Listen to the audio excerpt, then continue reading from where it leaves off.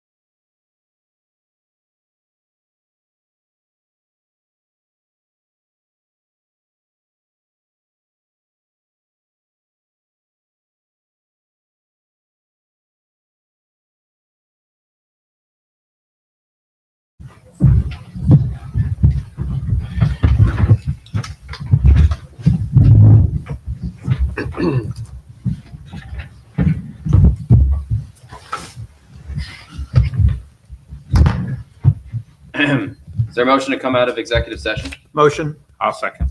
All those in favor? Aye. Aye. We are out of executive session. Was everybody able to look at all the minutes from the previous 4 meetings? Yes. Is there any questions, debate points, comments on them? I don't have any. All right. Is there a motion to accept the minutes? Motion. I'll second. All those in favor? Aye. Aye. We're now at the public comment section.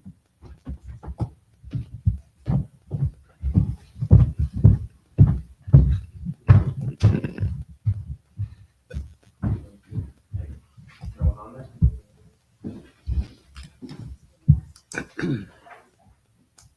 The microphone batteries? Yeah.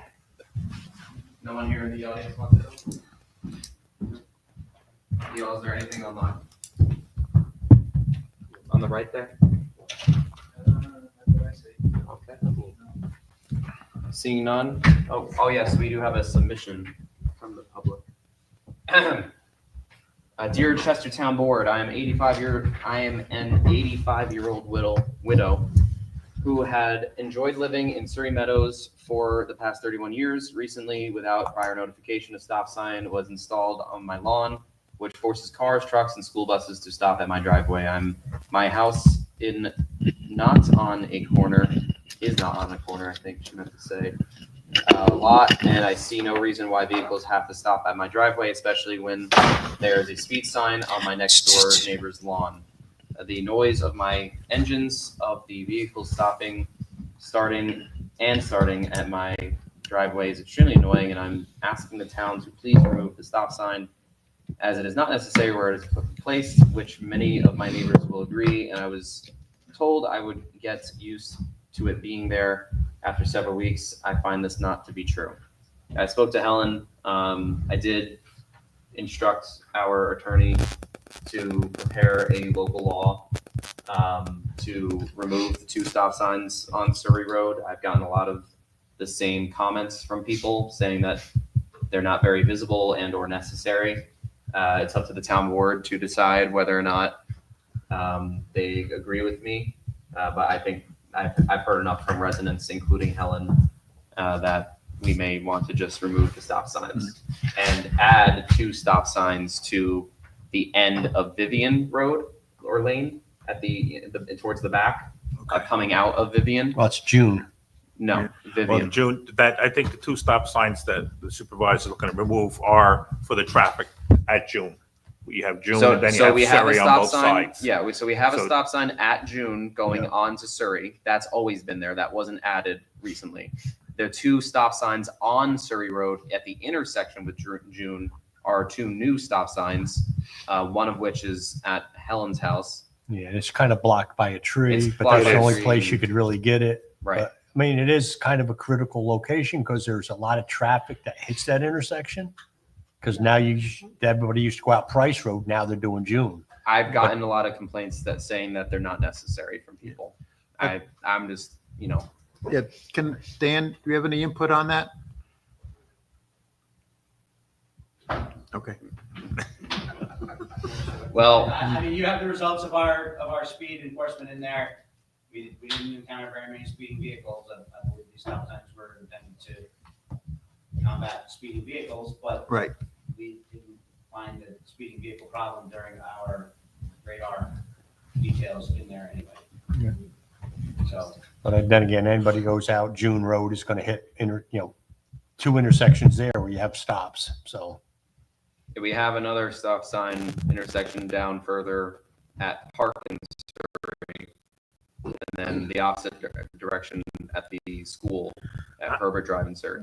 You want to put one, because, you want to put one at Vivian, coming out of Vivian, put one there? Yeah, so if you're on Surrey, at the intersection of Vivian, there wouldn't be any stop signs on Surrey. It would be Coming out of on Vivian. Vivian coming out to Surrey. So It's just one stop sign I there. wouldn't be opposed to that, but I would think too, coming off of Trotting onto, because I live on Trotting, coming off of Trotting onto Park, there's no stop Absolutely. sign there. I noticed that there was none there. Yeah. We could put one there and Yeah, there, and then you- the last one was Bridle, coming out of Bridle onto Surrey. I'm in agreement to all those cross streets having stop signs coming onto the main areas. That's a critical location. All right, Right then why now, don't, they're very lacking in them areas. well, I think we should all take a drive there and. Yep. you know, I'll do it tonight. Talk, yeah, if you can. I know it's out of your way. I've driven through Um, there. I've noticed that, at the end of roadways where there should be a stop sign, there is not. Mhm. I think, yeah, let's I have all take some drives out there and, I don't Try to have an come up issue with in some the area findings. of June Road coming out because it's an area where everybody's slowing down to make the turn anyway. As long as we have a stop sign coming out of June, we should be fine. yeah, that's what I I have no think problem with this- that. Just so your lawyer knows which ones to. we're not, you don't need to take the notes right now. I think we're gonna all take drives first and then Yeah, we'll we email just- you. And then send me an email. Yes, we All the will. intersections. Yeah, We'll could you make this. send out a list of where those are and questions, so when I look at it, I can make sure I'm looking at the right ones? Well, we take a ride out there if you want one day too. Okay, Take a ride and we'll check all the intersections out. okay. All right, let's move on. Very good, thank you. Yes. Getting lots of comments from people about opening the meeting and going into executive session, start the meeting later, get your stuff together. Our time is valuable also. Who's that from? John McElroy? Yeah, we actually started the meeting earlier at 6:45, so we could try to be done around 7 o'clock, which is when it was usually started in the past. So we tried our best to make value the use of everybody's time. So if you would like to wait and to get online or come to meetings at 7 p.m., which is what it was usually before, your time won't be wasted. Moving on. So we have reports.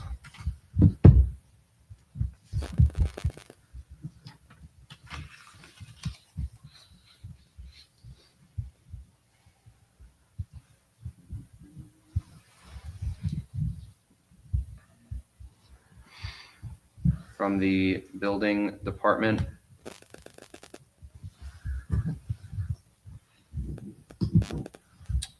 We have 30 new building permits. They have closed 89 permits in the month of October, it looks like. Very good. They have 538 open permits, it looks like. I thought that number was dwindling. I thought we were below 540. Yeah, I'm gonna have That's what I to thought, ask too. them about this because I don't think this is They give me an Excel sheet. Oh, this is the updated one that you sent earlier. Yeah, I don't know what they sent me. I'm gonna have to ask them about this. I'll cover that later. New building permits 30, closed building permits 88, total open building permits for, okay, here it is. 2024 is 174. From 2020 to 2023 is 368. I'm sorry, 363. So those previous ones did go down. Those used to be in the 400 to 500s, anything before 2023. In 2024, there's 174. Total inspections is 84. Total complaints is 16. No summons, no list of issues or status. Thank you for that.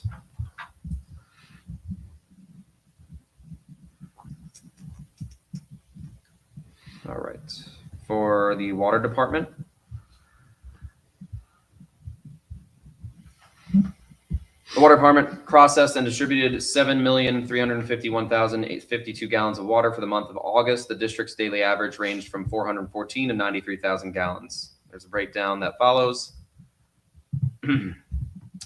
Regular lab testing, chemical deliveries, mowings, flushings. Attended the budget meeting with the town in the month of October.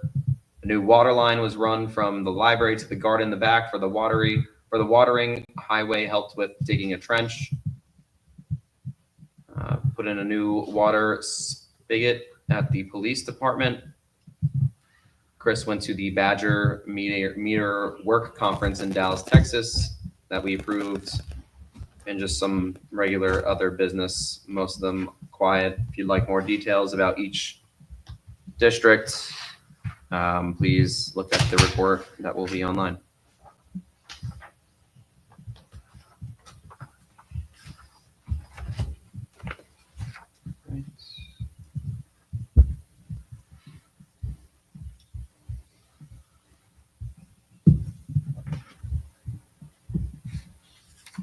Animal control, the police department responded to 14 animal complaints and investigated 6 motor vehicle crashes involving deer.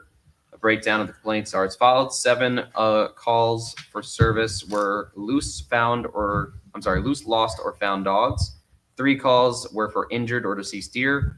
2 calls were for bear sightings. 1 call was for a welfare check on a dog, and 1 call was a report of a dog attacking other dogs. That is it for the month of October.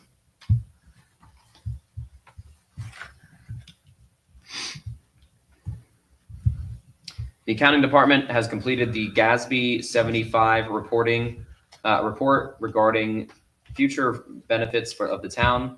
We are in the process of finishing the financial statement audit with RBT for 2023, and the new VoIP system, phone system, has been installed and is operational. The accounting department is in the process of closing the Optima and Frontier accounts. We continue to assist and perform analysis related to the budget, along with assisting in the development of the new policies and procedures at the Performing Arts Center and Senior Center. In addition, the accounting department recently updated the chart of accounts for water, drainage, sewer to comply with New York State guidelines. This is in addition to the daily functions of processing payroll, bank reconciliations, and paying bills. Yes. Oh, you're CC'd on it. I'll forward it again so it's on the top.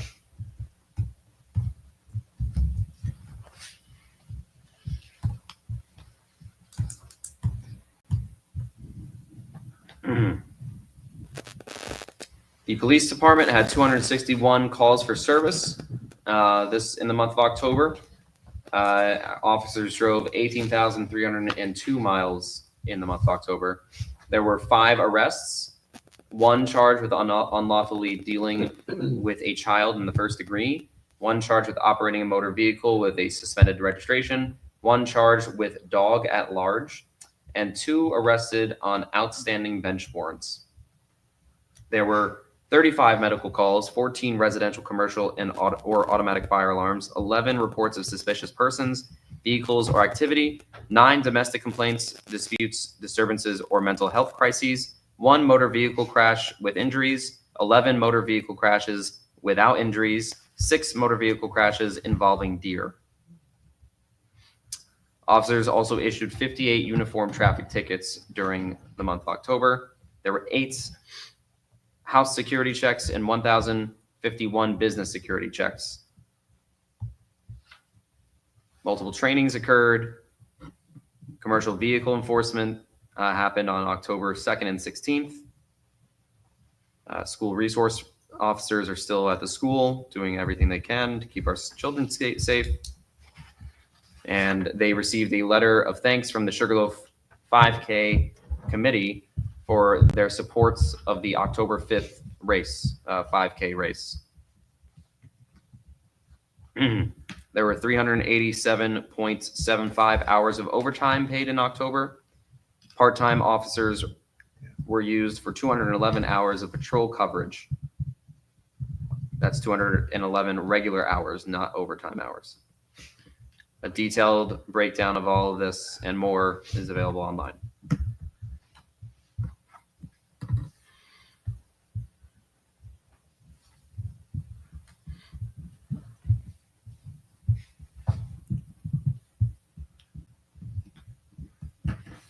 Historian's report is very lengthy. If you'd like to read it all, it would be found online.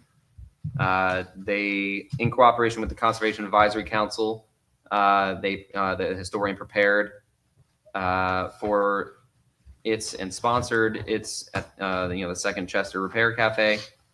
They took part in multiple educational programs. He spoke at a conference in Minnesink Valley High School, appeared in several episodes of A Brief History of Sugarloaf, New York, investigated a report that the Jeremiah, Stevens, and Smith Cemetery on tax parcel ID 18112 has been damaged by earth-moving equipment. He found that the cemetery is in the same condition as before, wood chips, and the machine entrance on the neighboring parcel is close, but does not appear to compromise the burial ground. The cemetery is in very poor condition, overgrown with most stones broken. Belleville Road, CR 82, County Route 82, may have encroached upon this burial ground when it was last improved. That's not good. And he responded to a couple inquiries from the residents.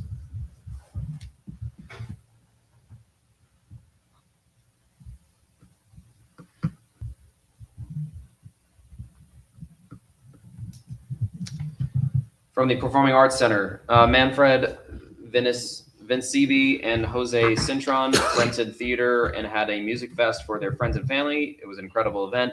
Final free all concerts took place to nice size audiences. Sugarloaf Fall Festival took place and the Sugarloaf Performing Arts Center had entertainment on the front lawn. Halloween Fest with Trunk or Treat was a complete success. Orange County Arts Council Gala takes place this Saturday at the Performing Arts Center. Back-to-back sold-out shows of Jim Brewer and Rumors. Collected $3,200 in revenue for October. Accounts receivable total outstanding is $77,379.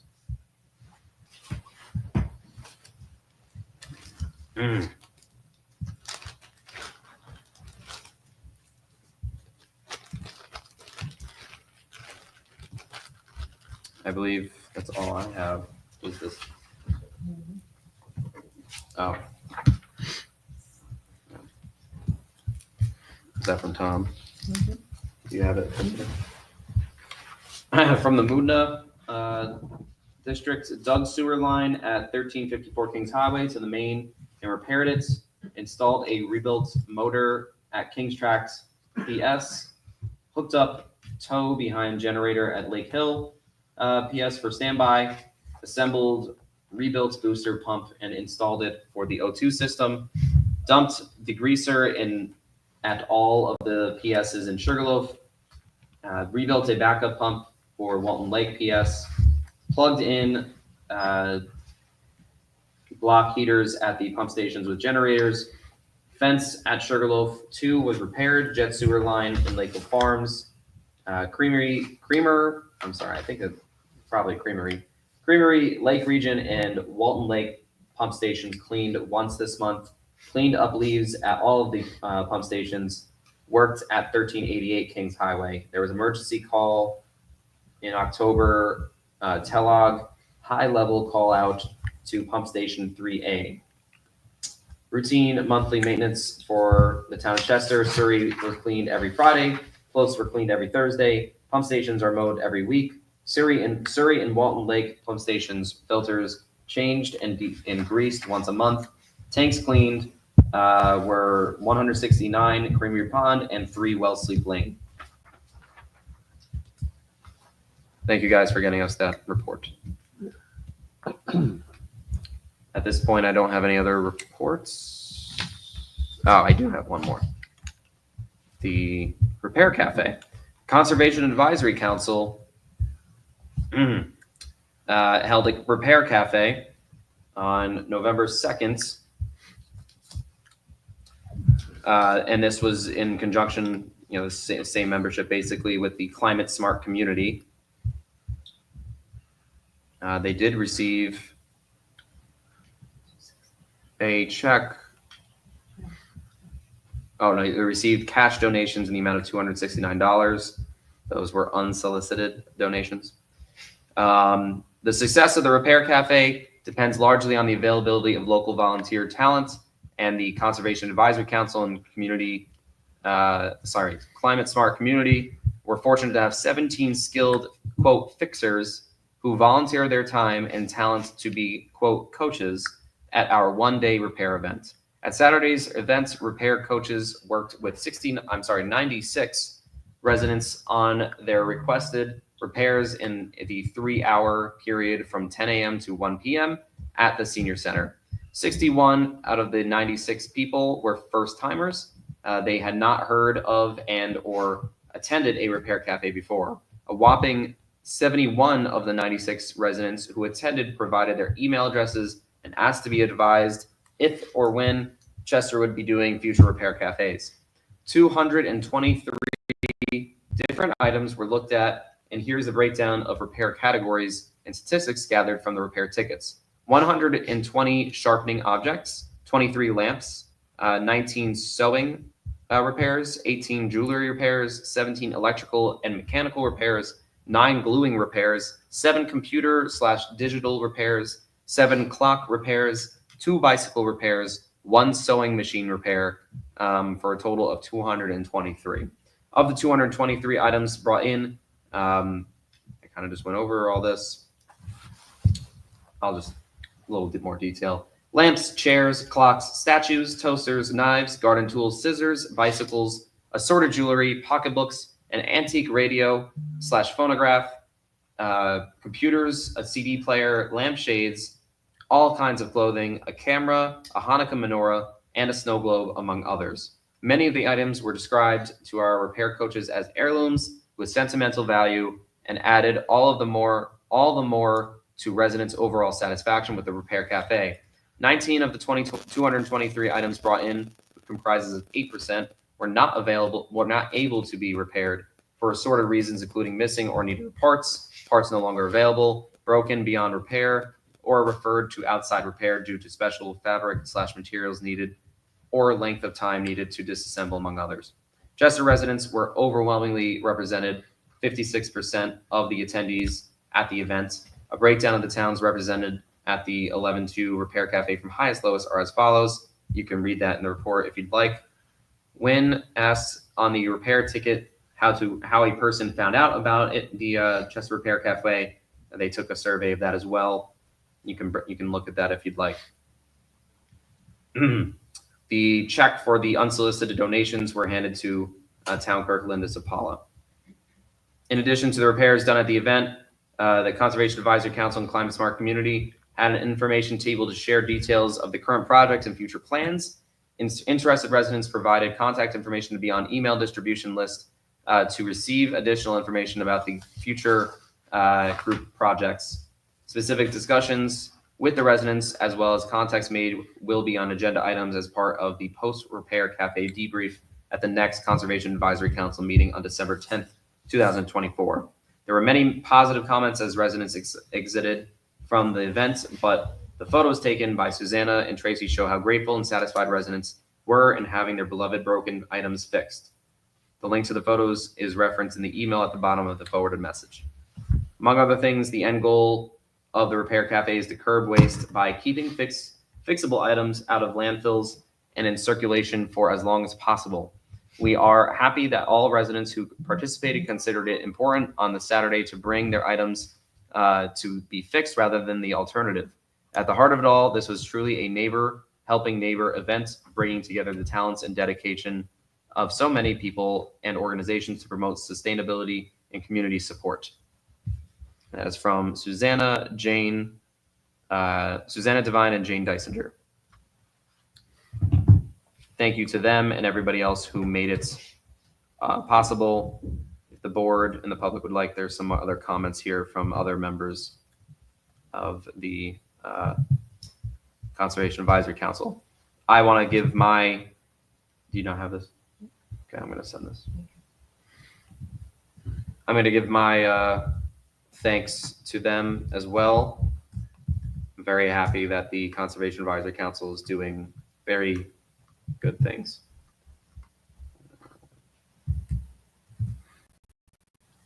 Could you have them send that report to Linda in the future so that we can all see that prior to the meeting, please? Yes. Thank you. I just sent it to all of you. That is the final report for today.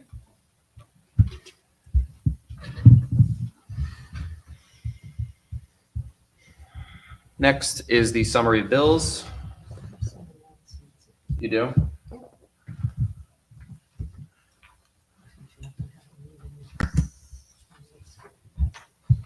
The 2024 Orange County Household Hazardous Waste and Operation Safe Scripts Pharmaceutical Collection events. 2 events on Saturday, November 23rd and Sunday, November 24th.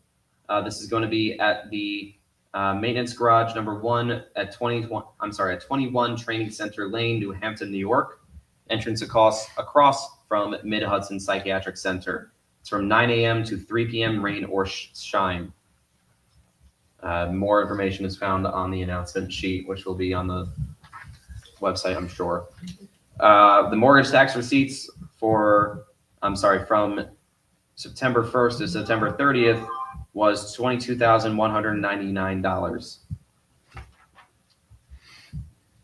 And the IDA homeowner repair and reimbursement program provides funding to owners of 1 to 4 family homes to repair damage caused by Hurricane Ida in 2021.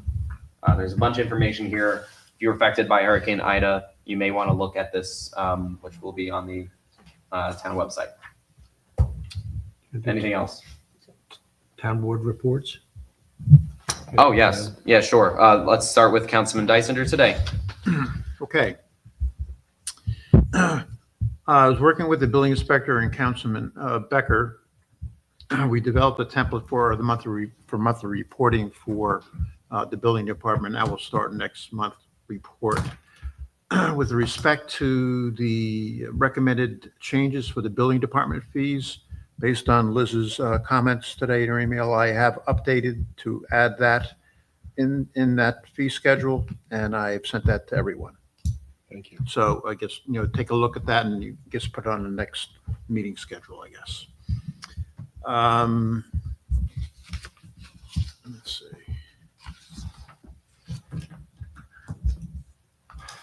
I know that the Mudna agreement expires at the end of the year. I've never really been too impressed by that agreement. It definitely fails to list the responsibilities of the Mudna, what they have to do, as well as service levels, I think. So those are things that I believe needs to be added to that agreement. And we should probably work with Village of Chester and Monroe in that agreement. So we, combine, we can come up with updates to that agreement. That's all I have. Thank you, Councilman. Deputy Supervisor? Okay, the Mudna Basin Commission meeting was last night, and myself and Robert Courtney attended. And as Larry said, we have to update our intermunicipal agreement with the other two partners in this, and we need that hopefully done by our meeting that's going to take place in February. I also talked with John Queenan about the upgrades to the Walt Lake Estates Water District. He recommended that I reach out to Chris about any other needs to prepare for the new well hookup. And it has been suggested by Chris that we consider upgrading the outdated control panel in the plant to accommodate the new controls for the new well in the future. I guess as part of this, we could use part of the $130,000 grant. I have to confirm that with John, but I'm pretty sure we can. That would be a good start in getting that project underway. I'd also like to thank the supervisor, the town board, and the village board for all of the work that has gone into the ambulance district formation, and I believe it will be a positive thing in the future. I would still like for this board to consider holding off for just 1 year, if we could, to better integrate this into our budget. Any increase in our budget over 5%, I feel, would negatively affect our taxpayers at a time they are already burdened with paying higher prices on all of their daily needs. Thank you. And thank you very much for your consideration. Thank you. Councilman Courtney? I don't have anything tonight. I mean, everyone, Larry and Tom touched on a little bit of the moves and whatnot, so I'm good tonight. Councilman Ardisana? Yeah, I've seen the Chester Police pull over a lot of tractor trailers in Sugar Loaf. Thank you, Chief. It's working. Good to hear. Right. And then for me, I attended the Conservation Advisory Council meeting at the end of October, various department meetings throughout the last 3 weeks. Lots of work on the budget, as you can imagine. Attended a couple truck and treats, which were fun. The Parks Advisory Board meeting was the first Parks Advisory Board meeting was productive. We're going to be meeting with Kiwanis and trying to get, some sort of partnership in fundraising for the Carpenter Park Playground. We can't solicit donations, but they could. So we're going to be working with them to do something similar to what Warwick did over at their playground. Attended the Performing Arts Center Advisory Board meeting, but we decided to hold off on fee schedule amendments for now due to kind of all the talk with the Performing Arts Center. But what they are going to promise me is to get us a new recommendation on a policy for fee waivers, by the next meeting, because we desperately would like a recommendation on that. So that is that. Meeting with some residents and a member of our planning board actually regarding the dog park, possibly doing some improvements there. Some light landscaping improvements to make it a little bit user friendly and dog friendly. Obviously, we had the preliminary budget workshop.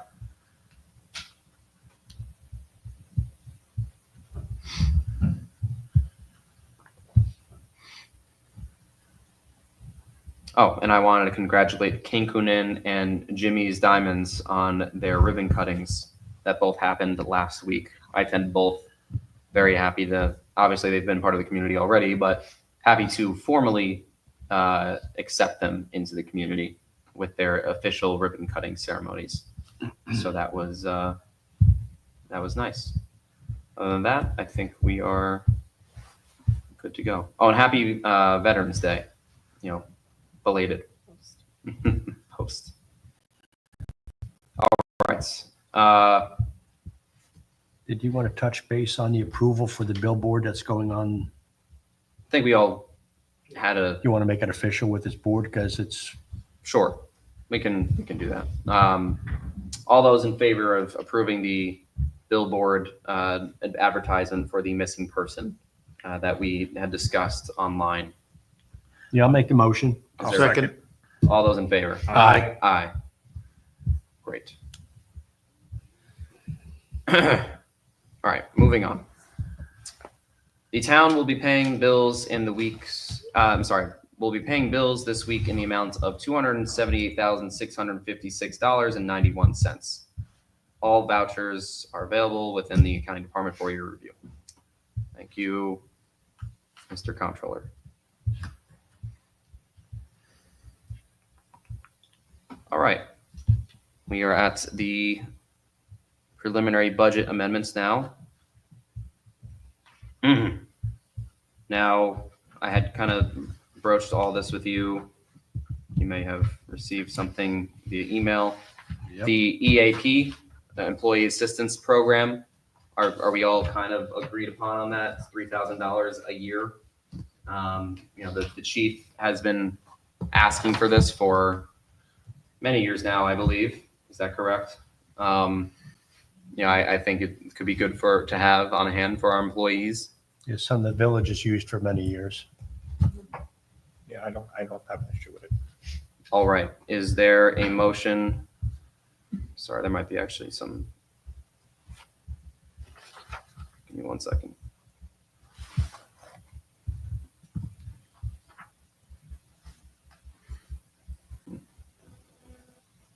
Yes. All right. So what we will do is split between the A and B funds. They'll both be going to the hospital and medical insurance lines in the A fund, which is 9060-800, and the B line, which is 9060-800.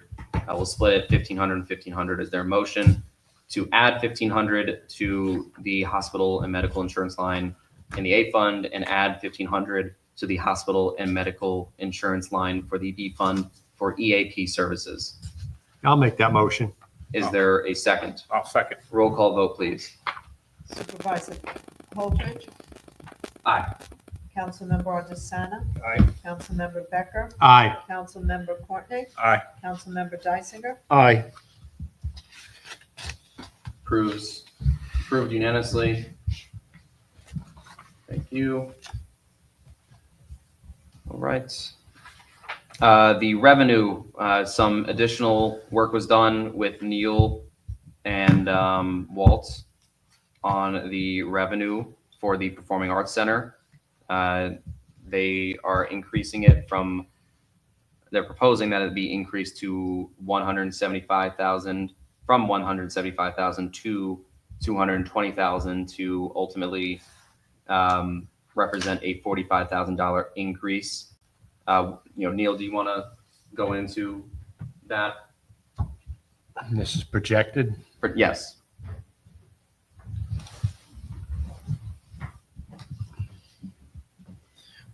We looked at what we would be collecting this year and projected for next year. And we believe that 220,000 would be a reasonable amount that we should be in the ballpark of, if Is not it more. from hopefully. an increase in shows that he's projecting? Or? No, it was just an underestimation on our part because we didn't have all the information at the time when we did the tentative budget. So now that we have additional information, we were able to boost that number a little bit. Is that So factoring in possibly concessions too as well? It factors in basically what we know today, which we don't have those concession numbers, so that's not included. But at the end of the day, it's a revenue line, and it's, there's some uncertainty related to how much money we'll actually receive next year. Mhm. So we have to take into account the uncertainty as well. So is that pretty much the same as what you expect for year end this year? Yeah, I think we'll be pretty close to that number by year end, or we should be at least.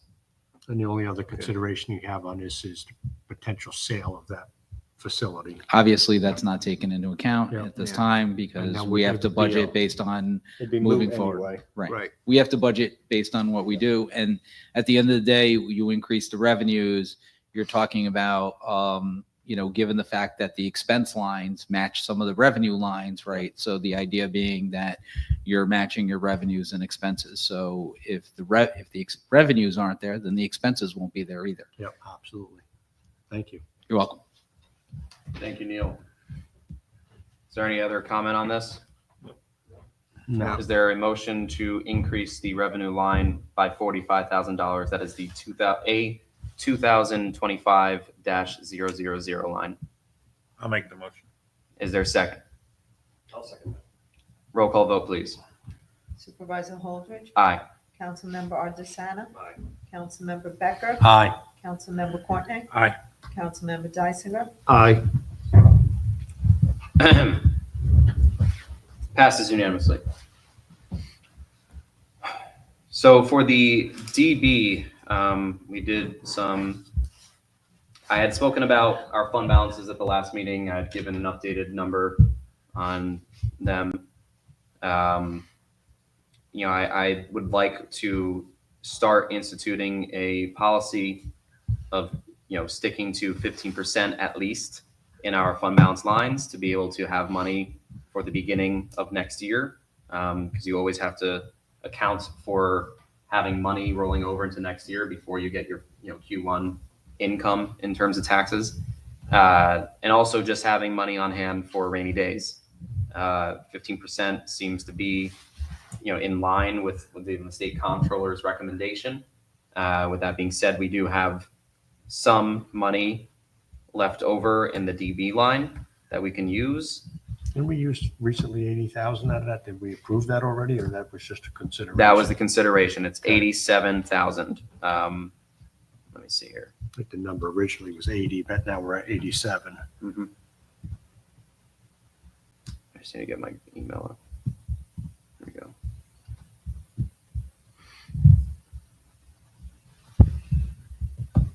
Yes, so the DB line.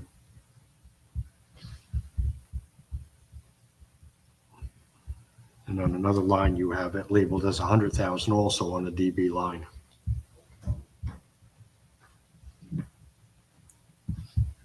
That was from November 12th.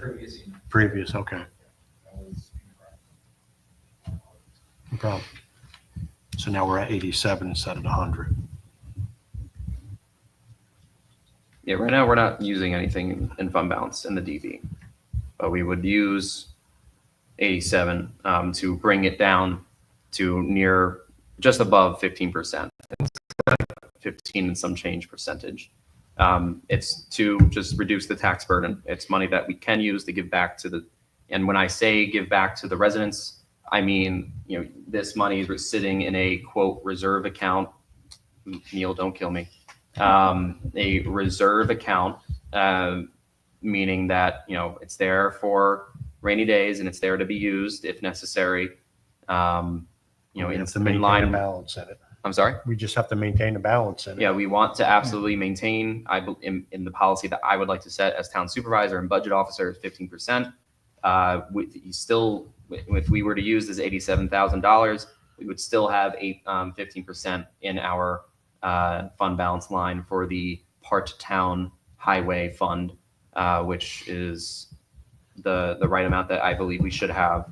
And we get to give back this money to the residents by funding the 2025 budget line for the part-town highway with this money that would otherwise just sit in the reserve account. So we want to use this money. We want to use it wisely. We do not want to overuse our fund balances because then we end up in a situation like this, but we do want to use it when we can to relieve some burden from the taxpayers. Is there any questions or comments on this? No.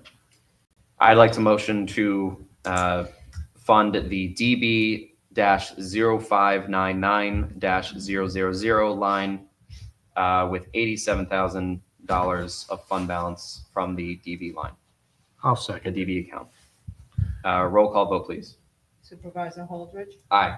Councilmember Ardisana, Aye. Councilmember Courtney, Aye. Councilmember Becker, Aye. Councilmember Dysinger, Aye. Passes unanimously. Anything we could do to reduce this budget? Yes.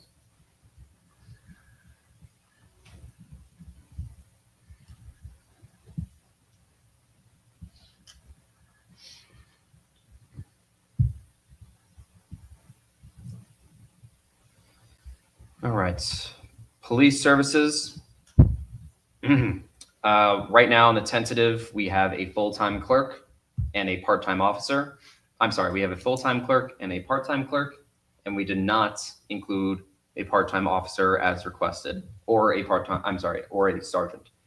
I discussed this with everybody up here, I believe individually.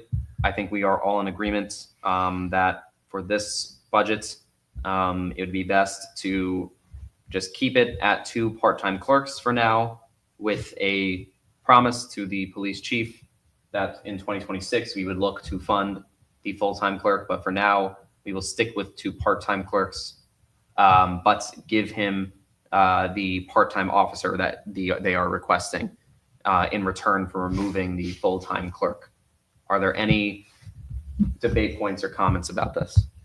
No. No, I'll just be happy to see in the future us getting a full-time clerk to avoid the issues The we have turnover. now with the Right. turnover. Yep. I think in a perfect world, in a better circumstance, we would do that, but we want to try to save where we can.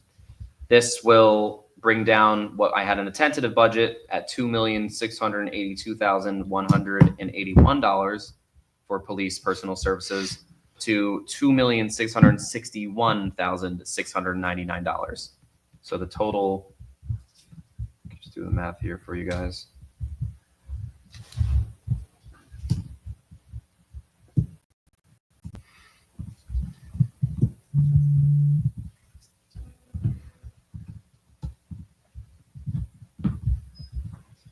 So for removing the full-time clerk in favor of a part-time clerk, and adding a part-time officer, that will save us $20,482. This would be for I'd like to motion to make this adjustment at the B-3120 line, I'm sorry, 3120-100 line. Is there a second to my motion? Second. Roll call vote, please. Supervisor Holdridge, Aye. Councilmember Ardisana, Aye. Councilmember Becker, Aye. Councilmember Courtney, Aye. Councilmember Dysinger, Aye.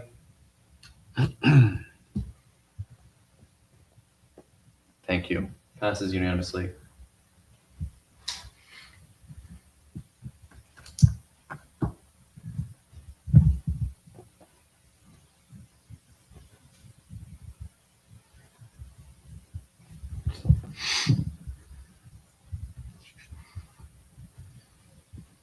All right, and then same thing for fund balance in the B fund. After further review, we can safely use another $100,000 in our B fund. We have in the tentative budget, $200,000.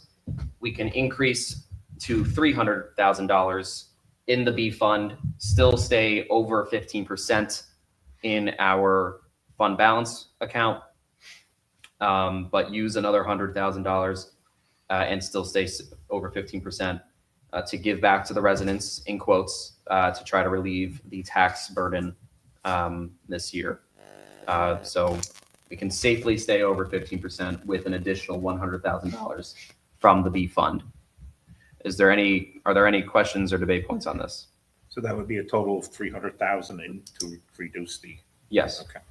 In the B fund. That's the part town fund. Yep. I'm good with it. I'd like to motion to increase the preliminary budget to $300,000 for the B-0599-000 account line for in terms of fund balance allocation. I'll second it. There is a second. Roll call vote, please. Supervisor Holdridge, Aye. Councilmember Ardisana, Aye. Councilmember Becker, Aye. Councilmember Courtney, Aye. Councilmember Dysinger, Aye.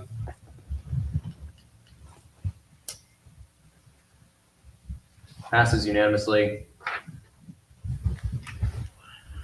Thank you.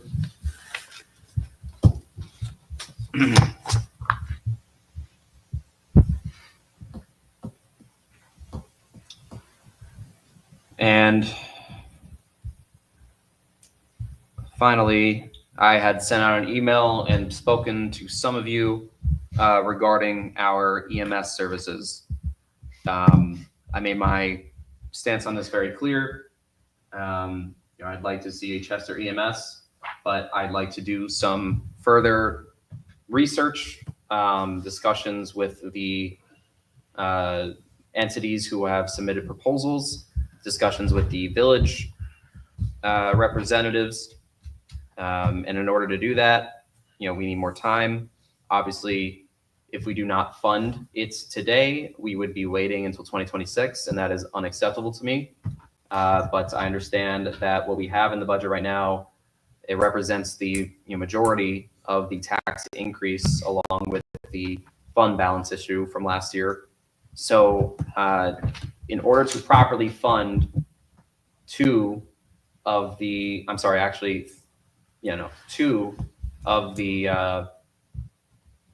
proposals, that being the Chester EMS creation with the consulting firm, or the Empress, outsourcing service of it, which was the lower cost between them and the other private company that was trying to outsource it with us. The proper budget could be $910,000 instead of $1.22 million. So with $910,000, we are able to fund both of them. You may ask Not how. both, you should say either. Sorry. Either of them. Yes, thank you. Either of them. You may ask, how can you fund the Chester EMS when the Chester EMS budget was calling for 1.18 million? That's coming from the consultant. I know Councilman Dysinger has his own thoughts on the budget. I'm respectful of that, but coming from the consultant, his initial budget request was 1.18. So somebody may ask, how can you expect to fund that option if you choose to go down that route with $910,000? We have around $330,000 in ARPA funding that we need to obligate by the end of this year. If we were to use that $330 something thousand towards the purchases of the EMS equipment, which I believe can be done, then that would be able to bring us down to that 910, somewhere around that number. There's other additional savings that would come with the Chester EMS. We wouldn't, we would have money allocated for pay that wouldn't be spent on day one. It would be spent when we start, hiring people and paying them, which won't happen on January 1st. And there will be other, benefits, savings. We have budgeted for worst case scenario. I highly doubt that we'll have the worst case scenario when it comes to people taking family plans instead of individual plans. Regardless, all in all, $910,000 should be enough to get the job done, but it definitely can get the job done for Empress at the very least. So I would like to make I'm sorry, are there any comments or debate points on this topic? I think we need to, from our discussions at yesterday's meeting, the revenues for the Chester ambulance were questioned by Empress and questioned by myself in regards to going from 370 to 390 to 400 to 425 as far as numbers of what we can produce. And that's kind of in their number for us putting this together.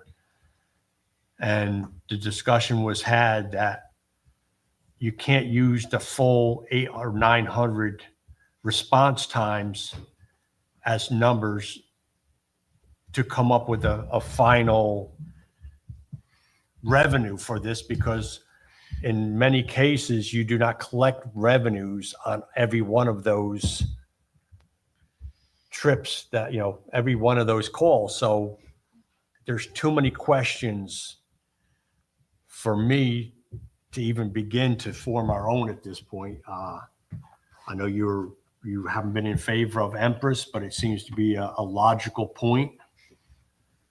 But I'm still at the crossroads of why can't we wait a year to do this, reduce the taxes for our residents? Because I'm not looking, I have no sheet in front of me that tells me if we go to do this even at 900, what our tax rate's going to be. I mean, is it 20%? Is it 17%? Is it 15%? I don't have that number in front of me. I'd like to see those numbers. Reduce it to $910,000, and that's not factoring in for any revenue. You can't put any there because it would be factored in for Empress and for the Chester EMS. I didn't allocate anything in there because we can't right now. It would be 17% over the cap instead of 19 to 20% over the cap. That's with spending $910,000? Yes. What is it if we don't spend $910,000? Are we down around 5%? Yeah, Down I would to like 8% over the cap. I'd like to Would be concur 8%. with Tom as far as revenue. I'm not in agreement with Hudson Valley Ambulance EMS on their revenue projections. I think the original 370,000 is a more realistic number to go with. Should we decide to go with our own service? Because as far as going with the contractor, they already factored that in for what they provided a proposal number for. So the other thing that we have to keep in mind is that we don't even have the fire district numbers for, they're planning on passing a bond for $10 million. We don't know what the payment's going to be on that. We don't even know what the payment's going to be, and that's going to affect, how much we have to, charge out in taxes. If it's $10 million, let's say it's $10 million, that could boost up, the budget by another 10%. That is not, I just want to make that clear, that's not our budget. That is We have a to, separate Well, budget. the taxpayers have to pay it. Yes, but that's So- something we have to worry What's about. another- I in our understand. budget. I'm talking from the taxpayer perspective. Mhm. So we have to keep that in mind. So, they could be slammed with a significant increase for next year. And we have to think especially of our seniors on fixed incomes. That could be traumatic for them. We have to keep that in mind when we come up with our final budget number. And we're close to that now, but From where I sit, I think I'm still about building our own, but not today. I mean, I think after yesterday, there's still more questions than answers. I do share Tom's concern, and I think I shared some concerns with you too, Supervisor, after the meeting. I just don't know how we go from, anyone can make numbers look good, but are they real or not? I think we still have a lot more homework to do. For me, I think if we went with, and I'm just using it as an example, the paid services, we went with an Empress for 1 year contract. That gives us a little breathing time to, let's do some more homework. Let's really start to, reach out to our state and federal partners on what monies are out there that can help us get this thing started, if there is any, and just really give us a little more research and take a look, be able to forecast down the road what does 10 years look like with this. We have a development coming on that's gonna contribute to the tax district. I think there's a lot of other stuff we've got to dig in to look at. The thing that jumped off the page for me, Empress brought up yesterday, was the liability insurance. Liability insurance is on them. We would be incurring that liability insurance as a town. If we have one incident, that number could become staggering, I believe. I'm not an insurance expert. So as I said, I think after yesterday, there's still more questions than there's answers. I'm not off building our own, because I think at the end of the day, we could start off with it being less. And I believe there's some other things that we can do with it to get creative. Even, everyone doesn't agree with me on it, but I respectively would disagree with it. I think we can do stuff with mutual aid and whatnot, and really just, but we have to learn more about this. We're just not educated enough yet. We've had a lot of meetings. I know Tom and Larry have, you and I have, we've had some conversations as well with others. I just think we got to educate ourselves the best way and then make the best decision as we move forward. But I don't think right now, I couldn't consciously sit here and vote for waiting till a year and something happening. We're hearing from our first responders that it's a problem now. It's not bad. I don't think we wait a year. I think we buy ourselves some time. We get a paid service. We pay the service, and then let's do our due diligence. That gives us some breathing room to do that, and then we can get into September, July, August, September, and really I would think we'd have a lot more. We'd have a lot more knowledge, and then we would know for sure which way to go. And at the same time, you have a paid service. Okay, they're telling us it's going to be A, B, and C. We don't know that. It's an unknown. Just like having our own service, it's all unknown. Yes, the trends show us that. They showed us a report from the city of Middletown, but then they wrote the report. What's 911 saying? I know for a fact, and I argued this with the mayor. There's mutual aid going into the city on the weekends. On that report, it doesn't say it. So I think there's a lot more that we have to really, as we owe to our residents. But I think, for the short term, we got to do something. I think we got to do a little more homework on the private one. I'm still believe that we're doing the private one long term. We could potentially save some money. I do believe that. One of the things that we have to keep in mind, why are we doing this in the first place? The goal, I believe, for having a dedicated EMS service, however it's provided, is to improve service levels. I mean, that's the whole purpose why we're doing this. We have to keep that in mind, and that should be our only focus. If we start, straying into, well, we can bring more revenue in doing mutual aid and transport and this and that, then we will definitely impact service levels. So, to me, that isn't even something we should consider. Well, If we want to truly improve service. I'll levels. respectively disagree with you on that, because Okay. if you have a plan to do it, you can do it. I'm not saying have two people sitting in the building and then when, they're gonna be ambulance chases. It's having a strategic plan, and I believe I have together a strategic plan based on the information and knowledge that I've gotten from others. Any thoughts, Tony? I agree with Bob.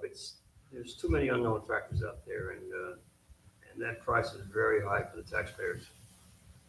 Very high. I'm sorry, what unknown factors are you referring to, Tony? Well, the cost of the services, it's crazy. It's crazy. Plus the fact that we're going to get raised at 15 to 20%. We don't know yet. We can agree on one thing, and all of a sudden, when the real numbers come in, then it becomes a problem. So I think before we vote on that, I'd like to make a motion to this board that we not do this year. We postpone it till next year. So not on the district section. Not form well, we Not- can form a the- district, the but I don't want to district is fund formed. that district right Right. now. The district is formed. Yes, You would not fund the district. I would not fund the Correct. district. You would have That- zero tax levy. That's a motion I'd like to make. I will second that. Roll Is there a call roll vote, call however vote, you want to please? do it. There's a roll call vote on the, Not funding. not on setting the EMS tax Tax district to district. 0. Supervisor Holdridge, Nay. Councilmember Ardisana, Aye. Councilmember Becker, Aye. Councilmember Courtney, Nay. Councilmember Dysinger, Aye. 3-2. Aye. 3 ayes, 2 nays.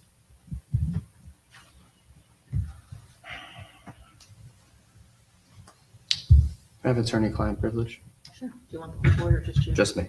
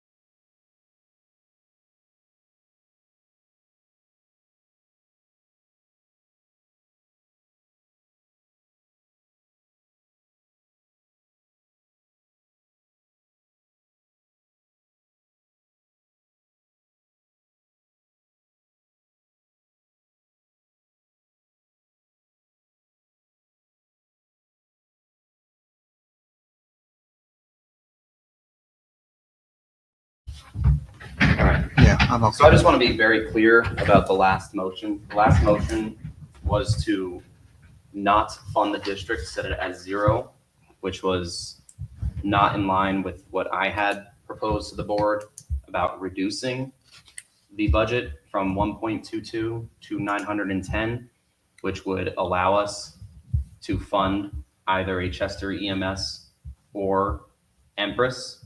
So I just want to be very clear. Was everybody very clear on that last motion about not funding the district? That was clear. I was clear. That was clear. I don't want to pay the extra tax money for something that's not clear at this point. There's too many points here we have to settle. But we do have It's still $900,000 we have to put. 900 and not 910 instead of 1.22. Is it that much of a difference? It makes a 2%, 3% difference. It's- And that would allow us to gain a life-saving service that our emergency services, like our firefighters and our police officers, are telling us that we need, that our residents are begging us to have. You know, I'm willing to reduce the budget to 910 to at least allow us some more time to figure out if we want to go with Empress or a Chester EMS. But tonight, we need to decide whether or not we are going to provide this service to our residents. And we've heard a lot about, not what type of service, but just a service. We need to have at least the money in line for 2025. If we do not have this money in the budget for 2025, then there will be no ambulance service next year again. There will be no dedicated ambulance service next year again. And I believe everybody up here, at least I thought, was on board with having an ambulance service. So I would like to motion to recall the previous motion. And I'd like to see if I have a second on that motion. For dedicated I'm open. So I would like to recall the previous motion, which defunded the ambulance district. I'd like to recall that motion. Is there a second to my motion? I'll second it. I'd like a roll call vote on recalling the previous motion, which defunded the ambulance district. And then my intent afterwards is to motion to fund the district at $910,000. So we have money for a service next year.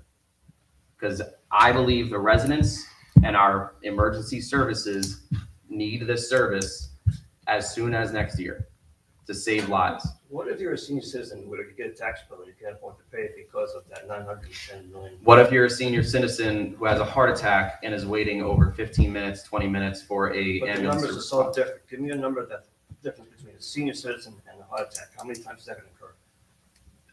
I do not believe in putting a price on a life. Well, If I- that's the reality of the numbers though. All right. If I can make a couple comments, you're saying that it's critical and a lot of people want this. I know when I was campaigning and I was talking to a lot of people and I'd ask them, everyone I talked to, I asked them, are there any critical issues for them that we need to address? Not once did anyone raise the issue of we need better ambulance service. Not a single person raised that as an issue. But I think it's Larry- great to, Larry, and if I can finish, Well, please. I'm just going to make a comment. You unfortunately had the unfortunate experience of having to deal with that, and I truly mean that. I'm sorry you had to, but you were pretty much, we got to do something, and now we're not going to do something. I think it's reckless of this board not to do something like No, that. I'm sorry, Bob, I never said that. Okay. I think it's nice. I think it's great to improve the service. I think that's a good intent to have. But, Mr. Supervisor is saying that, there's a lot of people that think this is critical. We have to do this. It's a big problem. As I stated, I've never heard anybody when I went out campaigning and I asked people, what's critical for them. Not a single person raised that as an issue. No one. I don't have a problem, in doing it at some point, but, with the budget increases that we're going to experience, this is going to be significant for a lot of people. I'm just going to respond to that. I knocked on 4,767 doors. I don't know how many doors everybody else up here knocked on last year. I overwhelmingly received comments about the lack of emergency services in terms of our ambulance. I've overwhelmingly, as supervisor, have received multiple calls about the lack of services. I've received multiple emails that I've shared with you about the lack of ambulance services. I've received the numbers of the average response times regarding our ambulance services. And I have received, we have seen the people come to our meetings about this. And again, I don't know about the rest of you, I'm constantly online. I see the comments on Facebook about the lack of ambulance services. Just as much as, I mean, not just as much, but I plenty see comments about the tax increase too. And I understand that that is a huge issue, but this is in my opinion, and I believe the majority of the public's opinion, this is necessary, because no one up here and no one out there is going to be thinking about how much they paid in their tax bill when their family member or their neighbor or their friend is literally dying on the floor and they're waiting multiple minutes, dozens of minutes for an ambulance to come. No one's going to be thinking about the tax bill at that moment. They're only going to be thinking about where the hell is the damn ambulance. I myself was told when I was in a diabetic coma a few years back that if the ambulance had not gotten there 5 minutes earlier, then I would not be here today. That is not a fire that I want to play with. I don't think anybody up on this board wants to play with that. Now, we've done many, many months of research and conversations and so on. I know, two of the members of this board were heavily in favor of Empress at one point. We have gotten the number down to $909,000 for a 24/7 ALS ambulance to be provided to the town of Chester from Empress. $910,000 funds that. That is something, that is against what I would like to do. I would like to do it ourselves, but I'm willing to meet everybody else up here halfway and the village board halfway. The village voted 5-0 for Empress yesterday or 2 days ago. They said we're 5-0 in favor. They all stated clearly, we are in favor. We absolutely positively need an ambulance service in this town. They voted 5-0 for that. So if we were to defund this ambulance district after all of the pain and suffering that we went through to have all those joint meetings, have all the meetings with the proposals, have all the conversations, the emails, the analysis back and forth, have these conversations with the public just to defund it at the last second, that is reckless. That is negligible, in my opinion. We need this service. We needed this service yesterday. We needed this service years ago. 17.5 minutes average response time right now. I disagree with that. I disagree with that number. That analyzing the 911 data, it's 14 minutes and 10 seconds. That's even if that's true, which I do not believe it is, but even if that is true, it is still abysmal. Anything over 10, 11 minutes is abysmal. How many emergencies, every second feels like an hour. Every second counts. Every second somebody might be losing brain cells that they will never get back.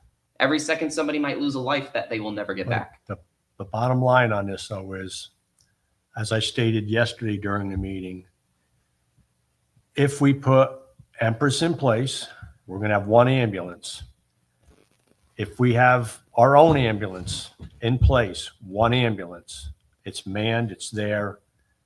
If it's at the hospital, if it's on another call, if we have to use another form of getting somebody here, you could still run into the same issue. At a cost of $900,000. You're going to reduce the overall calls for the month, but there's potential for that one call for that one person is always going to be there. Tom, unless we put two ambulances at a cost of phenomenal cost. Let me just take this. Tom, I just feel like that's a misframing of the situation, because right now, without a dedicated service, because we're not paying for a dedicated service right now, we are more likely to have 0 ambulances here. With a dedicated service at absolutely a large cost, unfortunately, we will have more likely to have one service here. We will have one ambulance here. More likely, more often than not 0, which we have now. We have 268 plus missed calls, that number was from September. 268 missed calls here in the town of How can we Chester. have 268 missed calls when there's only 800 calls in a year? And that's, you're talking 1 month. That's what I shared all the information from Orange County 911. Missed calls, non-responded calls, 268. I shared all that with you. Just for Chester? Yes. I I'll find share it that- with you I guys find that again. hard to believe. All right, Sorry, even- unacceptable. And then, well, can I piggyback onto Tom's comment? But I asked them yesterday about if, because everything's got to be negotiated, would they be open to having a dedicated service here and then having an additional ambulance sit here to respond out of the lower Fairfield County? And they said, yes, they would be open to doing that. Now, again, that doesn't give you a guarantee that That one's second out one. and a second one gets another call and that you can't have that situation. I think you're a greater risk of not having anything and something happening. You're never going to have 100%. I mean, Chief, do you think it's worth it to have a dedicated service, a dedicated ambulance here in the town of Chester? Do you think it's worth it? I'm not asking about the money. I'm just asking, would you rather have, as the chief of police and also a member of our fire department, would you rather have 0, which we have right now, or at least 1? You can't say 0. Yes, I can. Absolutely, I can. We have a service. Dedicated. in We have place. 0 It's not dedicated ambulances in You the don't town have of Chester. dedicated, but you have a service. No, we have 0 dedicated ambulances. We have a service some of the time. Would you have 1 dedicated ambulance or 0 dedicated ambulances? Well, I think that's an obvious answer. I think it'd be great to have 3 dedicated ambulances, but obviously it's what you can find. And how much do we punish our taxpayers? If I may, you have until the 20th to adopt your budget. No. It sounds like the conversation is, might I suggest we table this to allow that information to be circulated. And again, the board has a couple of options. Pick a number, whatever that number is, and by picking that number, you're not deciding on a course of action. You're simply assigning a number value. I think we need to get the budget done tonight. We do, and there is still time, even after we vote on a final budget, to make amendments afterwards. But at this point, there was a motion and a second on the floor way back when in the beginning of this conversation to recall the previous motion. I'd like a roll call on that to recall the previous motion to defund the ambulance district. So I intend to fund it back at $910,000 to fund either at least an ambulance from Empress or the beginning of a Chester EMS district. So on the motion to recall the prior motion Yes. to not fund the EMS tax district, Mhm. Supervisor Holdridge, Aye. Councilmember Ardisana, I would say aye if we go for Empress. That's the village. It's an aye. Councilmember Becker, Aye. Councilmember Courtney, Aye. Councilmember Dysinger, Nay. Passes, the motion is recalled. I'd like to motion to fund the district at $910,000, which gives us the option of choosing Empress or starting on Chester EMS, and that decision obviously would be made at a later date. And that was the intent of defunding it to $910,000 at the beginning, so we can have more time to discuss which option to choose. second? I'm sorry? I think you made a motion. I'll I made a second. motion to fund the district at $910,000. I'll second it. Roll call vote, please. I think we're hurting the taxpayers, but you guys do what you want. Supervisor Holdridge, Aye. Councilmember Ardisana, Aye. Councilmember Becker, Nay. Councilmember Courtney, Aye. Councilmember Dysinger, Nay. Passes. 302.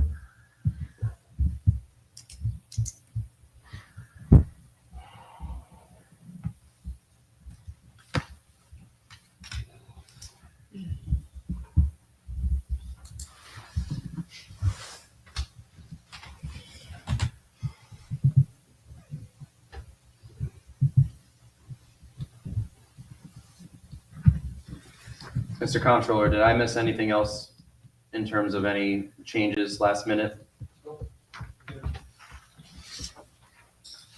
the rest of the town board, are there any other changes anybody would like to make to the preliminary budget?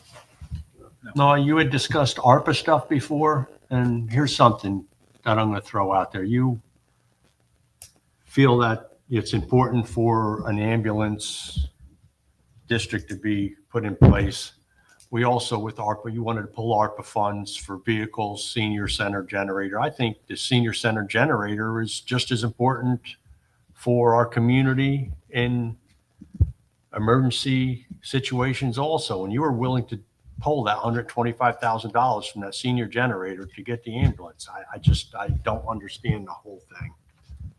The thought process there would be to get a life-saving, This is Service. that could be, that's and also we would be able to get another grant or bond for that senior center generator in the future. Also, the vehicles again, that's years away. We're willing to wait years for a generator, but we have to have EMS right now. we would We absolutely, have to have it. yes. There's nothing else that's better than this. I concur with Tom.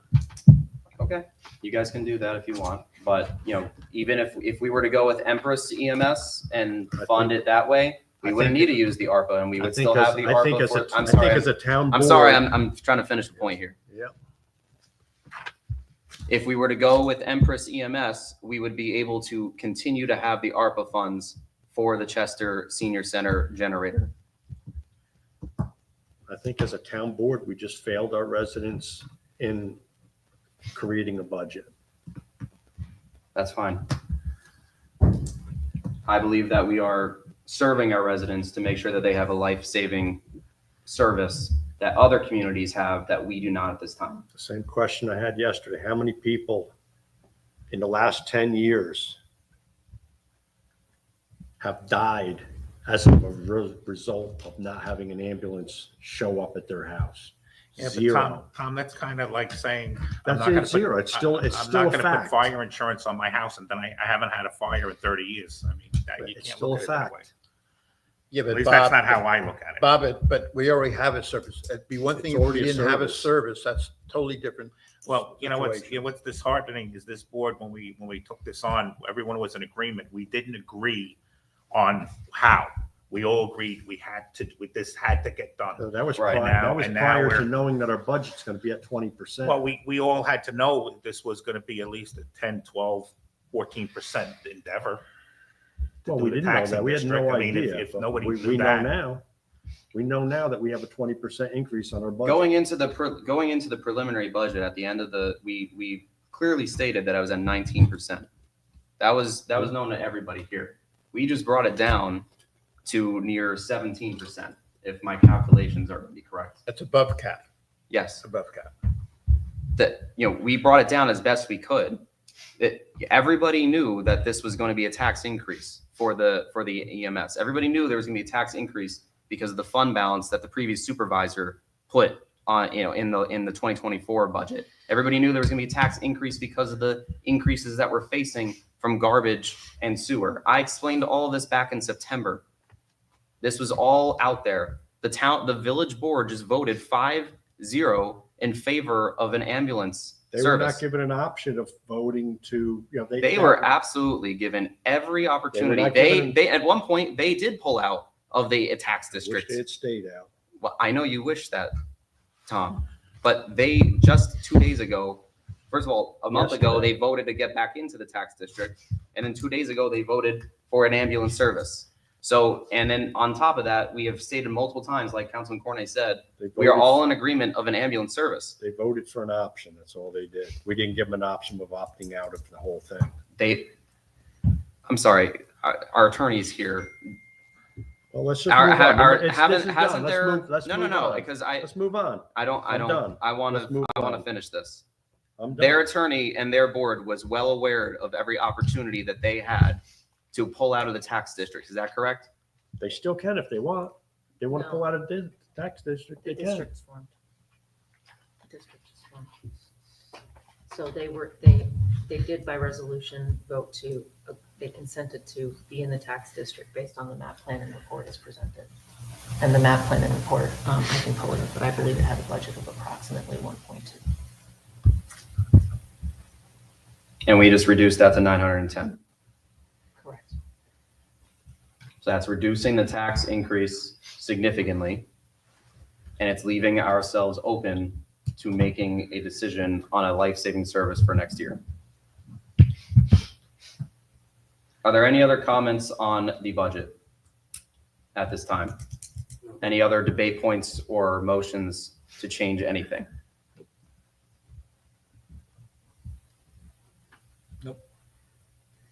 Seeing none, is there a motion to adopt the 2025 final budget I'll make the motion. as stated?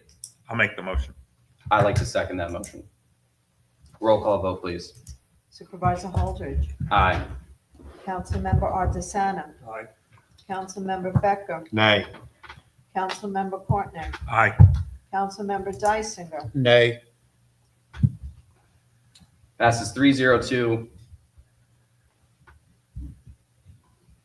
If there are more changes to be had in the next couple of days, we will call a special meeting as soon as possible to change the budget. If not, I will hand it in personally to the county as soon as possible. If I can say something, you're asking us to, Yeah. Mr. Supervisor, you asked us to vote on adopting a final budget when we don't have a final budget document in front of us to look at, review, and make sure we're good with it. I find that, disappointing.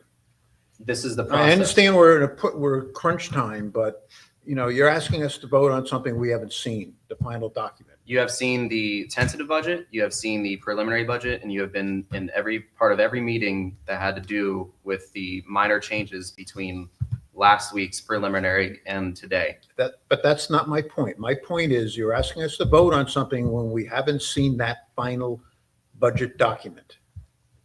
It's physically impossible for the comptroller and I to produce a final budget document between now and 30 minutes from now for you to look at it so we can adopt it, and then we can do our final checks on it, and then we can hand it in by the 20th. That's just what you're asking for is physically impossible. It could not be done. Tomorrow we may have a final budget document for all of you to review, and I said that we can call a special meeting to make amendments if necessary. I just stated that. So tomorrow we will have a final budget document to review, and you will have it to review, and we can call a special meeting if necessary to make any additional changes between now and hopefully Friday. Because again, the comptroller, the accounting department, and I, as budget officer, need to triple, quadruple check that document and make sure it's all, all accurate so we don't make any mistakes at the cost to our residents. You will have that document tomorrow. Thank you.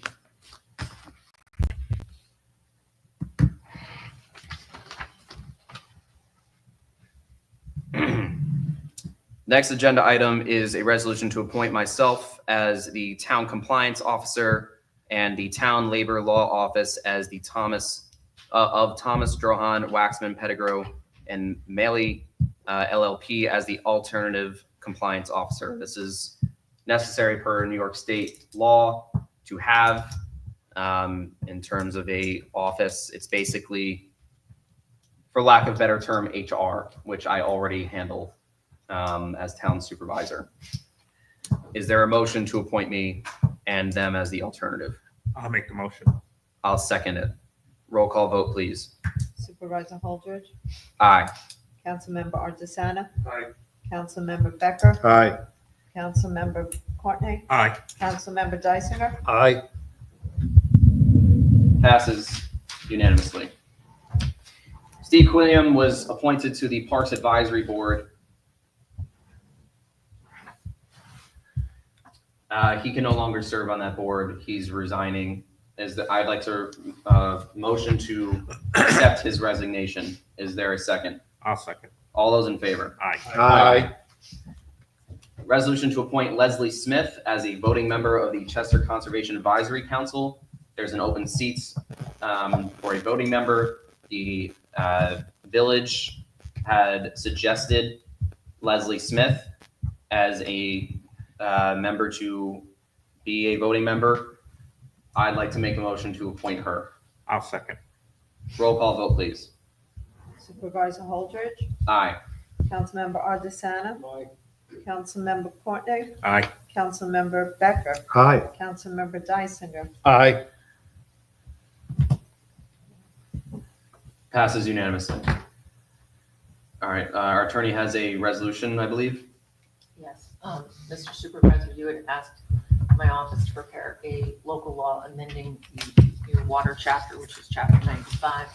I have circulated that draft local law to the board and to the town clerk. I have prepped a resolution. Whereas the Town of Chester Town Board desires to amend the existing chapter 95 entitled Water for the purposes of, 1, eliminating references to materials and technology no longer utilized by the Town of Chester, and 2, modifying the billing of water districts from a semi-annual basis to a quarterly basis. And now therefore be it resolved that the Town Board of the Town of Chester hereby introduces introductory local law, and I believe it's number 11 of 2024, a local law to amend chapter 95 of the Town of Chester Code entitled Water. And be it further resolved that a copy of the aforesaid introductory law be laid upon the desk of each member of the board. And be it further resolved that after comparing the thresholds in 6 NYCRR 617.4 and 617.5, the board hereby determines that the proposed action is a type 2 action for purposes of seeker, and no further environmental review is required. See 6 NYCRR 617.5 C33. And be it further resolved that a public hearing shall be held on, I have December 11th at 6:45. Is that Yes. acceptable to the board? Yep. As soon thereafter as may be heard at the Town of Chester Town Hall, 1786 Kings Highway, Chester, New York, 10918. The town clerk shall cause to be published a public notice in the official newspaper as is required by law. So, is there a resolution, is there a motion to introduce the local law? I'll make the motion. Is there a second? I'll second that. Roll call vote, please. Supervisor Holdridge, Aye. Councilmember Ardisana, Aye. Councilmember Becker, Aye. Councilmember Courtney, Aye. Councilmember Dysinger.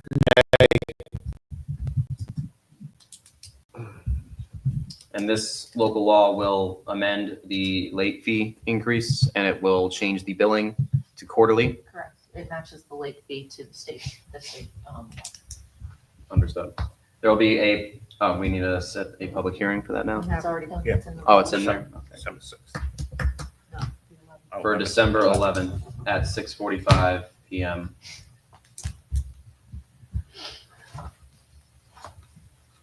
If I can just make a comment on this, if I may, just to clarify my nay Sure. vote. I don't have a problem with the intent to, for the penalties and changing the billing to quarterly. I'm fine with that. My issue is that it included in there is creating two positions, a water inspector and a meter reader. I am opposed to that. So those provisions are carried over from your existing code. Uh, I that- didn't change that. That may, I'm sorry, what? Say again, please? Those are carryover from your existing code. I did not add or change those. Right. That's why I'm voting no, is I don't see the need for these two positions. So maybe, while they may not be filled at this time, I don't see the need for it, especially since we're putting in electronic meters, and so you don't need a meter reader. So that's why I'm voting no. We don't have the titles water inspector or water reader. I think those were old titles that might have been used. There's a water operator and then there's laborer.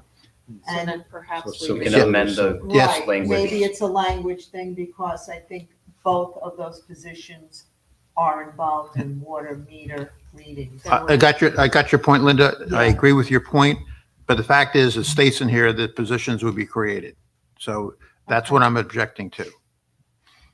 Can we amend the Moving on. language in the Well, it's local an law? introductory, right? So. It is an introductory, if that's the pleasure of the board that I make that amendment prior to, laying it on your desk, I'm happy to make that amendment for public. I can either match the existing titles. Again, it was a carryover from your existing code. Let's change it. I think we're all in agreement Thank on you that. so much. Yeah. I appreciate that. So we're all in Linda, agreement on that? I'll Yeah, coordinate with yeah, makes you on sense. that. Thank you, Liz. And just, we'll amend, we'll amend the resolution, and I'll type this for you, Linda, to reflect the fact that as amended, it's being introduced as amended.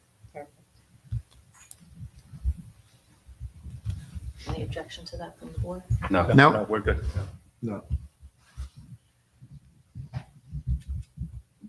having said that, I'll change my vote to an aye, having said that.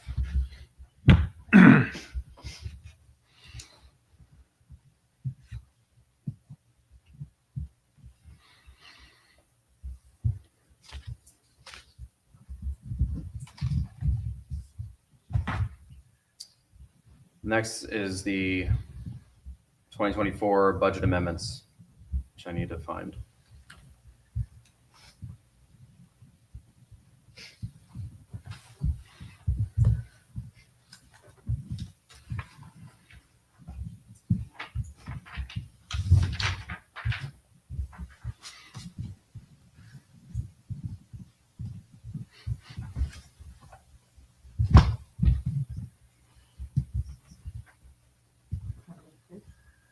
Oh, I have these printed out, don't I? Yes. Okay. So, a lot of budget amendments here. This was sent to the town board. This is switching around a lot of lines in response to a lot of analysis done on all of the lines, making sure that they're accurate and proper accounting going into next year. Did I kind of hit it all, Neil? And to be clear, Actually, this is through year end. Right. This is through year end. this yes. is the 2024 year. Yes. Okay, just checking. 2024 budget. Yeah, I thought I said, I'm sorry, I thought I said that. Yes, so the amendments would be as follows. The Justice Personnel Services, $30,180 from the, debited from the A1110-100 to the A9010-800. The supervisor contract expenses, $10,000 from A1220-400 to A9010-800. Tax collect personnel services, $86 from A1330-100 to A1330-400. Unallocated insurance, $15,000 from A1910-400 to A9010-800. Program for the Aging, $562 from A6772-200 to A6772-400. Life insurance, $400 from A9045-800 to A9010-800. Unemployment, $30,000 from A9050 to A800 to A9010-800. Hospital and medical insurance, $24,000 from A9060-800 to A9730-760. Hospital and medical insurance, $45,000 from A9060-800 to A9730-660. Hospital and medical insurance, $54,000, A9060-800 to A9010-800. Hospital and medical insurance, $27,000 from A9060-800 to A9730-640. In the Part Town, that was all in the general. In the Part Town B fund, it'd be for police building expenses, $10,000 from B1620-400 to B9015-800. Medical insurance, $185,000 from B9060-800 to B9015-800. Social Security, $30,000 from B9030-800 to B9015-800. Medicare, $8,000 from B9035-800 to B9015-800. Highway townwide, hospital medical insurance, $45,000 from DA9060-800 to DA9730-600. For the highway part town, it would be hospital medical insurance, $84,000 from DB9060-800 to DB5110-400. Social Security, $10,000 from DB 903800 to DB 5110-400. Medicare, $2,200 from DB 9035-800 to DB 5110-400. For the Walton Lake accounts, hospital and medical insurance, $5,600 from SW1 9060-800 to SW1 8310-100. Social Security, $2,000 from SW1 9030-800 to SW1 9010-800. Medicare, $340 from SW1 9035 to 800 to SW1 9010-800. Surrey Meadows SM administrative expenses, $30,000 from SW2 8310-400 to SW2 9010-800. Hospital and medical insurance, $3,500 from SW2 9060-800 to SW2 8330-200. Hospital and medical insurance, $3,500 SW2 9060-800 to SW2 8310-100. Social Security, $1,700 from SW2 9030-800 to SW2 9010-800. Medicare, $320 from SW2 9035-800 to SW2 9010-800. Lake Hill Farms, trans distribution equipment, $5,000 from SW3 8340-200 to SW3 9010-800. Trans and distribution contract, $5,000 from SW3 8340-400 to SW3 9010-800. Trans and distribution contract again for $25,000 from the SW3 8340-400 to the SW3 8320-400. And final trans and distribution contract, $22,000 from the SW3 8340-400 to the SW3 8310-100. Hospital and medical insurance, $8,000, SW3 9060-800, SW3 8320-200. Hospital medical insurance, $5,000 for SW3 9060-800 to SW3 8320-400. Sugarloaf P&P equipment, $11,000 from SW4 8320-200 to SW4 8320-400. Another P&P equipment, $12,000 from SW4 8320-200 to SW4 8310-100. Trans and distribution contract, EXP. What is EXP? Neil. Expense. 20,000 SW4 800. I'm sorry, 8,340 400 to SW4 0599 0. Social Security, $1,000 from SW4 9030-800 to SW4 8330-200. Hospital and medical insurance, $5,700. SW4 9060-800 to SW4 8320-400. Fieldcrest, trans distribution contractual expense, $4,800 from SW5 8340-200 to SW5 8310-200. Trans distribution contractual expense, $1,200 from SW5 8340-200 to SW5 8310-100. Fieldcrest trans distribution, $4,000 from SW5 8340-400 to SW5 8320-200. Hospital and medical insurance, $700 from SW5 9060-800 to SW5 0599-000. Finally, retirement, $88 from SW5 9010-800 to SW5 0599-000. These modifications will ensure lines don't become over encumbered and will be able to assist the board through year end. This is the proper accounting of 2024, making sure that we are not over encumbering our lines. Are there any questions or debate points on these for the comptroller? No. No, I'll make a motion. Is there a second? Second. Roll call vote, please. Supervisor Holdridge. Aye. Councilmember Ardisana. Aye. Councilmember Becker. Aye. Councilmember Courtney. Aye. Councilmember Dysinger. Aye.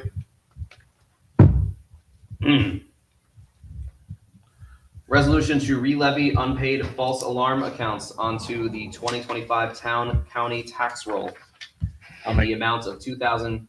$75 from various properties. I'll make the motion. Is there a second? Second. Roll call vote, please. Supervisor Holdridge, Aye. Councilmember Ardisana. Aye. Councilmember Becker, Aye. Councilmember Courtney. Aye. Councilmember Dysinger, Aye.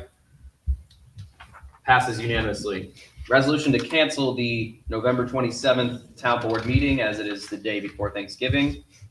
I do not expect crazy business to attend to between now and December 11th. If that becomes the case, we can always schedule a special meeting in its place. Are there any thoughts on this? I'll make the motion to make Cancel.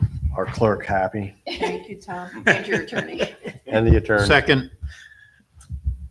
Roll call vote, please. Supervisor Holdridge. Aye. Councilmember Ardisana, Aye.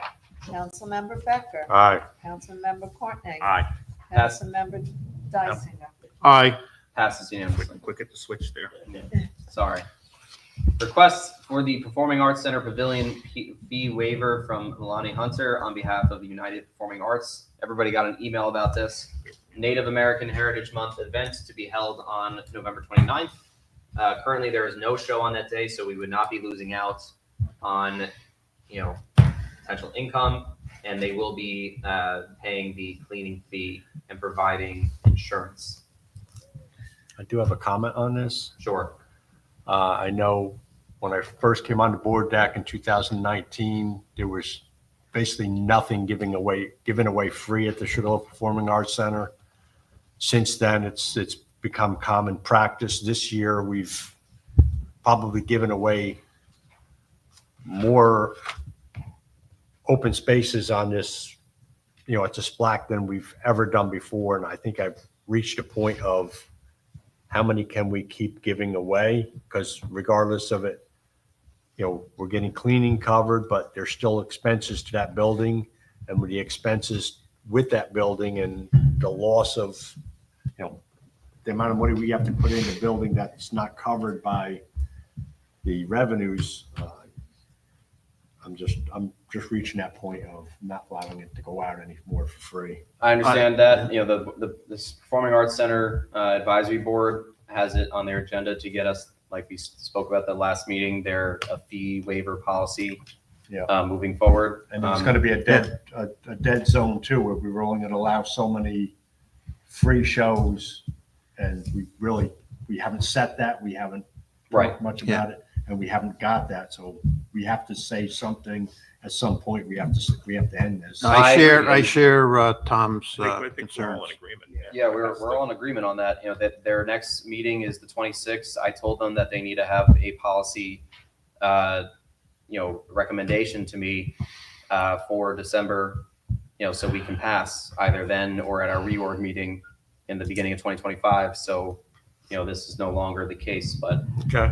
like we discussed at the beginning of the year, we can't give we gave some a fee waiver like we've done in the past, not just this year. And definitely we did it throughout 2023 and 2022 when I was on the board. We can't just stop it without putting in a proper policy. So hopefully we will have that recommendation. We can discuss it in December and either pass it then or pass it at the beginning of 2025 at our reorg meeting. Okay, thank you. I'm also in the process because there's been discussions of various fee changes to building department, parkland, putting all of that in one comprehensive, either preparation for reorg, but as a comprehensive document, and that would be incorporated into that document. Okay, thank you. On this request, is there a motion to grant the waiver request? I'll make the motion. Is there a second? I'll second. Roll call vote, please. Supervisor Holdridge, Aye. Councilmember Ardisana, Aye. Councilmember Becker, Nay. Councilmember Courtney, Aye. Councilmember Dysinger, Nay. Resolution to accept certified appraisal services at $4,000 quote for the Performing Arts Center appraisal. The other quotes, and I sent this all to the town board, came in at $4,500 and $6,900. That, certified appraisal was the low bid at 4,000. I thought we had already given you approval to go ahead with, You gave me approval to find the quotes, okay. to get the Yes. appraisal quotes, but I Right. Okay, I it was wanted just to for come the back to you appraisal, and okay, I didn't want to just go over your guys' head and okay. make a decision. So, this was the lowest quote out of the three. I was unable to get a fourth. I thought I was going to have a fourth, but I was unable to get it. Well, thank you. Do you guys have any thoughts on this? No, I think we need to get No. it done. No, let's get it done. Yep. All right. So with that being said, I'll make a Uh, motion. I'll make the motion. there's a motion and a second from Councilman Dysinger and Councilman Courtney. Roll call vote, please, to accept the $4,000 quote for an appraisal of the Performing Arts Center. Supervisor Holdridge, Aye. Councilmember Ardisana, Aye. Councilmember Becker, Aye. Councilmember Courtney, Aye. Councilmember Dysinger, Aye. Passes unanimously. At this time, is there any new business? I think the only thing thought process on new business, as far as ARPA funds go, you had $60,000 in there for the water line to Splack. I think I'd like to make a motion to move that into reducing our budget number if possible. I don't believe No, we can do we that. can't do that. No, I mean, we could use it for purchasing the police car that we have in the budget or in some aspect of that. We could do that. That is That's something what I would like to see have done. And if worst case scenario, we don't come up with a sale on the Sugarloaf Performing Arts Center, we're going to have to come up with money or bond for the water main extension. the water main material because we still don't have the money to complete that project regardless of the 60,000. So if anybody, I would make a motion to use that 60,000. We're using fund balance to buy the vehicles. If we were to use the ARPA funds for the vehicles, roll the fund balance back into fund balance, then maybe reallocate the fund balance to lower the tax burden, we could do that. Yeah, I would like to see. Anywhere we could save $1 to Yeah. reduce the taxes, I'm for. If that, The issue would be that it would have to be committed before you're on. well, we can make the, Well, we make the commitment, we're just not going to spend it. Is the, That's appropriation, it's not a commitment. but is the police car on order? we can make the order by year end, correct? Chief? Yes? Yep. All right. If you authorize, I believe if you authorize the order, that commits the Yes. funds. That would also be, end up being then a 2024. Mm-hmm. That we would be doing that 2024. Means we could probably remove it from the 2025 budget and make it a 2024 appropriation. Yeah, because we have two Right. vehicles in there now, so if we could remove one of them vehicles, I mean, that's Well, 50. it's $54,000. We can put we have $60,000 towards the water main extension. We can put the extra 6,000 towards the other vehicle to lower that one too. Not all the way, Yeah, but correct. yes, Right.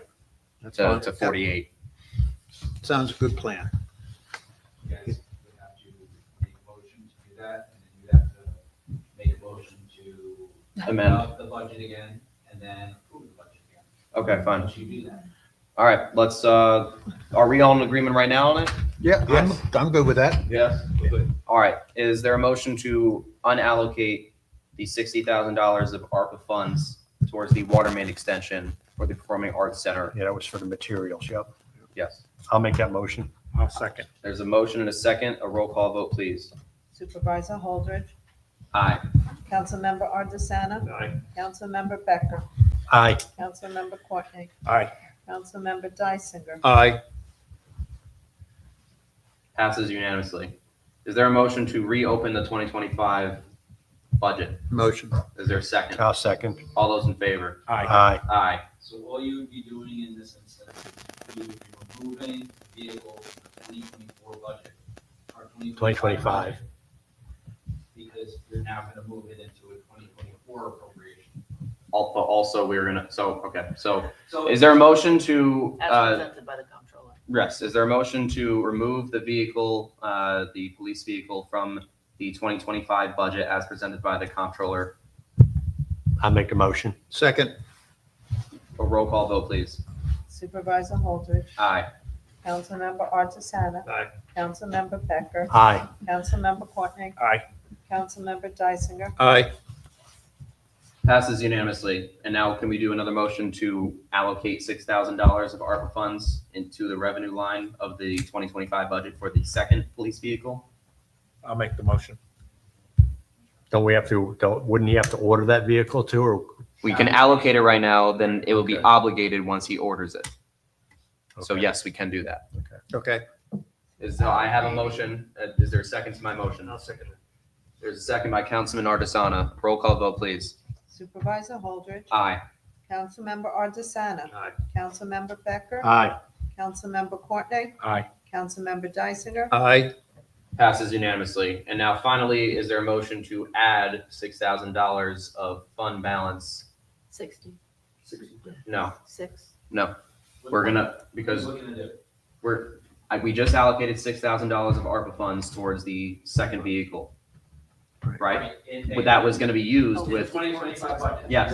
You're adding this, I heard you already added this. I'm missing a zero. to the revenue line. To the revenue. That means less fund balance is being used to purchase that vehicle now, correct? You can leave the fund balances.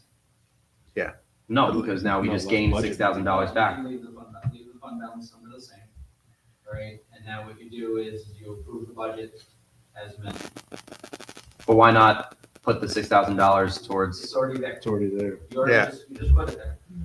You don't Now have to you're touch leaving anything. the same, and Okay. then you approve the budget as it's. as amended. all right. Is there a motion to adopt the 2025 budget again As I'm- amended. as amended? As amended. I'll make the motion. Is there a second? I'll second. Roll call vote, please. Supervisor Holdridge. Aye. Councilmember Ardisana. Aye. Councilmember Becker. Nay. Councilmember Courtney. Aye. Councilmember Dysinger. Nay. Now, what you want to do, the last thing that you have to do with this is you have to now appropriate the money to purchase the vehicle in 2024. So that we can amend our budget in 2024 to include the $54,000 vehicle. Can we do that at the December 11th, so we have the line item? We'll do that at the December 11th meeting. I'll get all the numbers and get the resolution to that.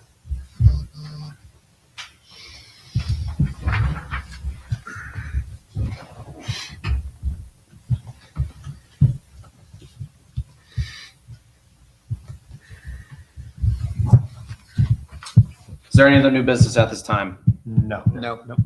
Or is there any public comment? Any public comment online?